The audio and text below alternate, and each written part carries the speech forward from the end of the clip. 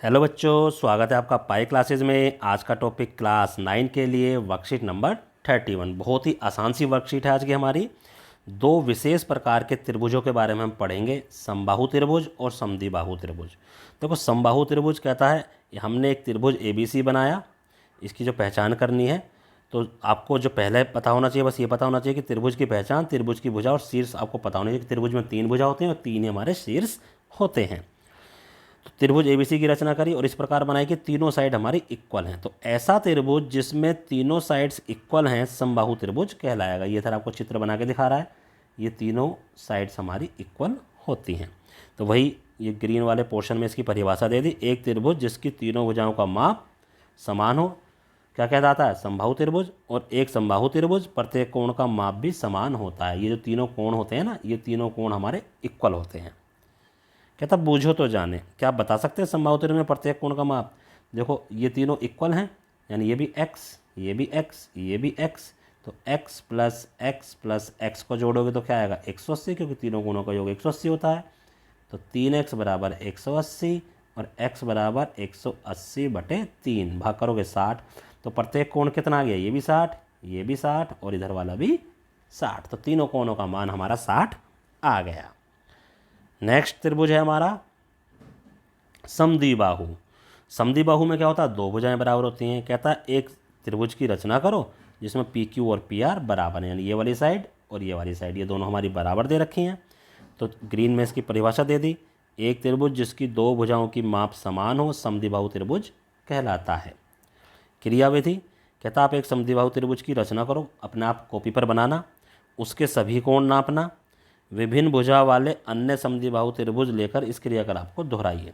तो अलग अलग त्रिभुज बनाइए, किसी में जो इक्वल साइड्स हैं वो 4 सेंटीमीटर रख लीजिए, किसी में जो इक्वल साइड्स हैं वो आप 5 रख लीजिए, किसी में 8। तो जब आप करोगे उसके बाद आपको एंगल नापनी, जो इक्वल साइड्स हैं इनके सामने वाले एंगल नापना, एक ये और एक ये। आप पाओगे कि इक्वल साइड्स के सामने वाले जो एंगल हैं वो भी हमारे इक्वल ही होते हैं। या आप एक्टिविटी आप घर पे करके देख सकते हो। आपने एक ट्रायंगल बनाया इस तरीके से, बस आपको ये ध्यान रखना कि ये साइड और ये साइड इक्वल होनी चाहिए। साइड इसकी लेंथ कुछ भी हो वो आपकी मर्जी है।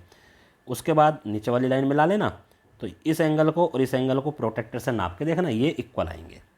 तो यहाँ से हमारे पास दो रिजल्ट निकल के आते हैं कि एक समद्विबाहु त्रिभुज की बराबर भुजाओं, यानी जो बराबर कौन कौन सी भुजाएं, ये दोनों, इनके सामने का कोण एक ये हो गया, एक ये हो गया, ये कोण हमारे बराबर होते हैं। ऐसे उल्टा अगर कोण, यानी कि ये कोण बराबर हैं, ये कोण बराबर है, तो इसके सामने की भुजा ये भी हमारी बराबर होंगी। यानी उल्टा और सीधा ये नियम कैसे भी अप्लाई हो सकता है। नेक्स्ट है क्वेश्चन करते हैं। देखो, अब ये दो क्वेश्चन है, दो ही तुम्हारे को करने के लिए दिए गए हैं।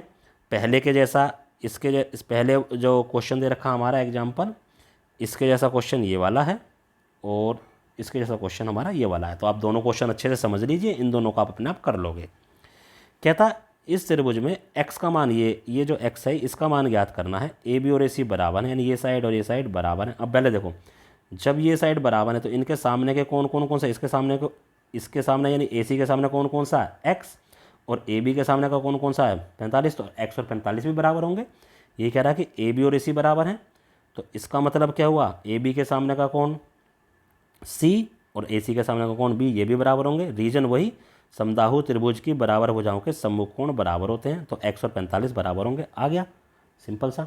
इसमें उल्टा दे रखा है, इसमें कोण बराबर दे रखे हैं। ये वाला कोण बराबर है, ये कोण बराबर है। तो जो P कोण है इसके सामने की भुजा क्या हो गई? QR। देखो, P और Q हमारे बराबर है। P के सामने की भुजा QR और Q के सामने की भुजा PR, तो ये भी बराबर होंगे। रीजन, किसी त्रिभुज के बराबर कोणों की सम्मुख भुजाएं बराबर होती हैं, ऊपर हमने लिखा है। तो इसका मतलब क्या है? जो QR है वो PR के बराबर होगी, और PR कितना है? 5 सेंटीमीटर। तो QR की वैल्यू भी 5 सेंटीमीटर हमारे आ गई। अब ये जो दो क्वेश्चन दे रखे हैं ये बिल्कुल सेम टू सेम ऊपर के जैसे हैं, बस फ़र्क क्या है? यहाँ 45, यहाँ x, इधर 55 और y। तो ये y बराबर 55 आ जाएगा। इसमें जो AC निकालना है, AC बराबर 8 सेंटीमीटर आ जाएगा। ठीक है, AC का मान निकालना था। तो बहुत आसान सी ये वर्कशीट थी। इसको अपनी कॉपी में साफ साफ करिए, साफ साफ फोटो खींचिए और अपने टीचर को व्हाट्सएप पर सेंड कर दीजिए। धन्यवाद।